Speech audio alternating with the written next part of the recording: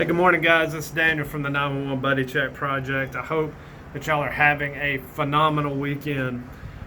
Today is Sunday. It's time for your Sunday sermon. So, I've talked to and coached and loved on a couple of first responders this week who have dealt with some pretty traumatic pediatric calls.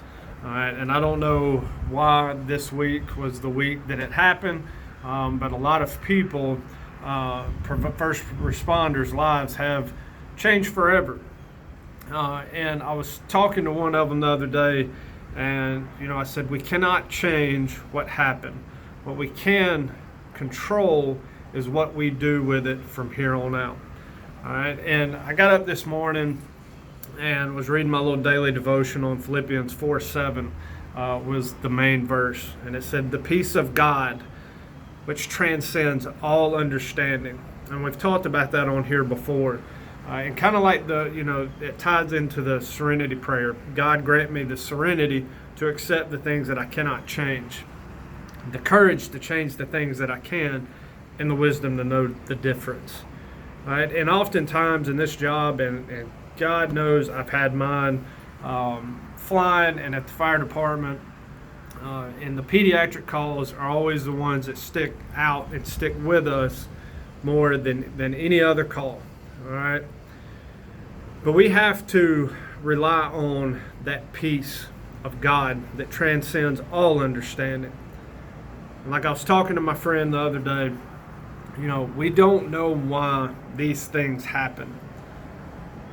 All right, we are just intermediaries in a chain of events that we would literally drive ourselves crazy trying to understand. But what we can be assured in and rest in is the fact that there is something out there greater than us, a purpose greater than us. And I was talking to my friend the other day, and I said, just think, like as soon as that child left this earth, all right, as soon as his spirit transcended to heaven, he was welcomed, he was comforted. No longer in pain, no longer in strife, in fear, and turmoil. As soon as his spirit left this earth, he was welcomed home.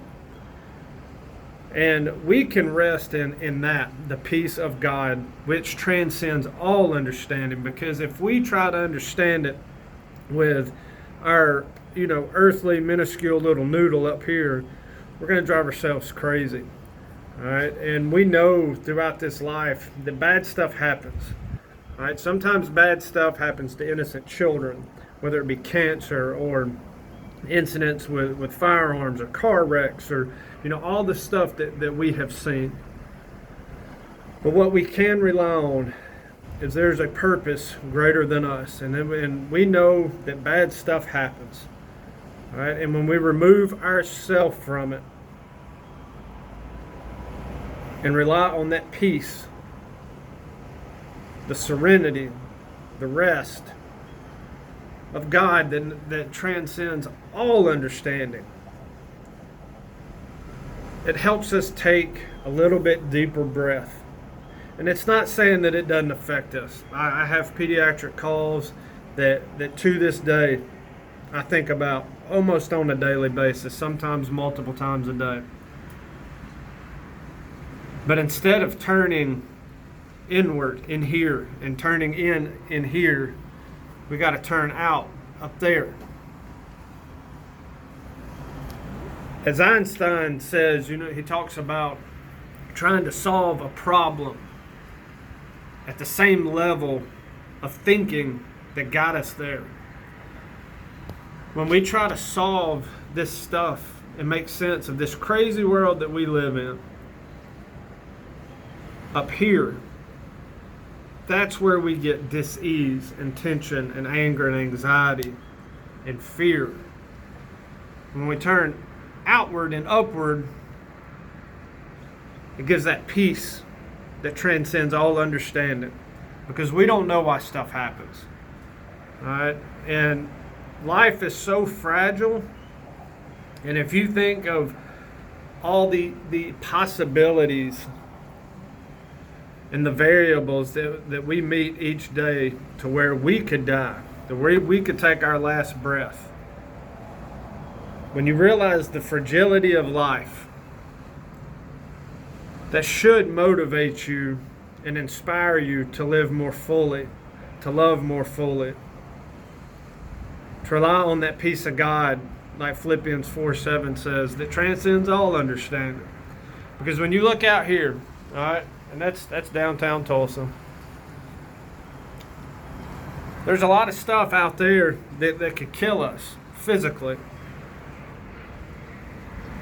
But while we're here, just in these little meat suits, this little sack of organs, we can't conceptualize what goes on out there. Bad stuff's going to happen. Tragedy is going to happen. Turn that tragedy into power and a purpose and a mission. Take the lessons from that tragedy and apply it to your own life. Like Bobby Boucher and Waterboy, use it as tackling fuel to live more present, to live more fully, to love more presently, to love more fully. We don't have long. Like I said in a post the other day, let death be a catalyst for life. Let the fact that we're all going to die be a catalyst to live now. The impermanence of life. We're just passing through here before we transcend to heaven. All right, my friends, I love y'all. Tag somebody in this that may need to hear it. If you have gone through something tragic here lately, reach out, 911buddycheck.org, DM us on Instagram or Facebook, and let us help you get in touch with counselors, with pastors, wise counsel. Let us help you set up a recovery plan.